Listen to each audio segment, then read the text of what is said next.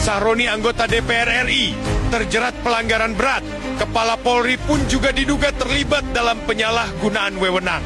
Sungguh di luar nalar akal sehat. Publik dikejutkan dengan temuan sepucuk senjata api laras panjang jenis senapan serbu di rumah pribadi anggota DPR RI Ahmad Sahroni saat kediamannya dijarah massa.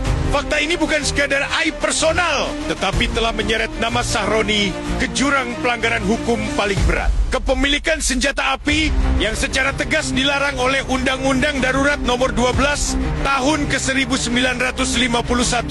Sebagai catatan, undang-undang tersebut menegaskan bahwa senjata laras panjang jenis serbu hanya boleh dimiliki TNI dan Polri, bukan pejabat sipil, sekalipun ia anggota DPR.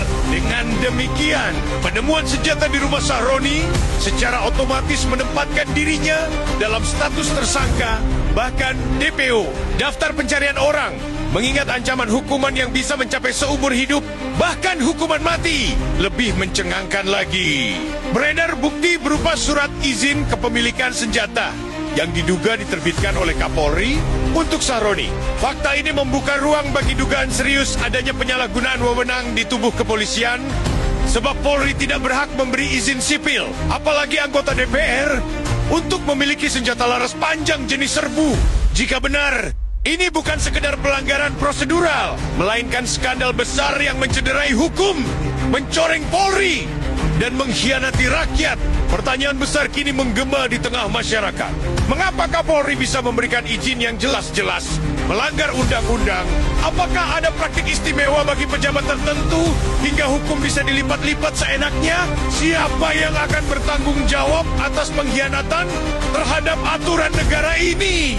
Kepemilikan senjata api ilegal oleh seorang pejabat publik bukan hanya soal kriminalitas, tetapi juga ancaman serius bagi demokrasi dan keamanan rakyat. Seorang anggota DPR yang seharusnya menjadi teladan malah memegang senjata terlarang, sementara aparat penegak hukum justru terlibat dalam melanggengkan pelanggaran itu.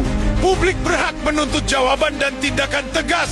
Jika hukum masih berlaku di negeri ini, Ahmad Sahroni harus segera ditetapkan sebagai tersangka dan masuk dalam daftar pencarian orang atau DPO.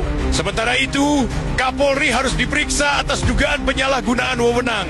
Hukum tidak boleh tumpul ke atas dan tajam ke bawah. Jika kasus ini dibiarkan, maka pesan yang disampaikan kepada rakyat hanyalah satu. Di negeri ini, senjata dan kekuasaan bisa dibeli, sementara keadilan hanyalah jadi ilusi.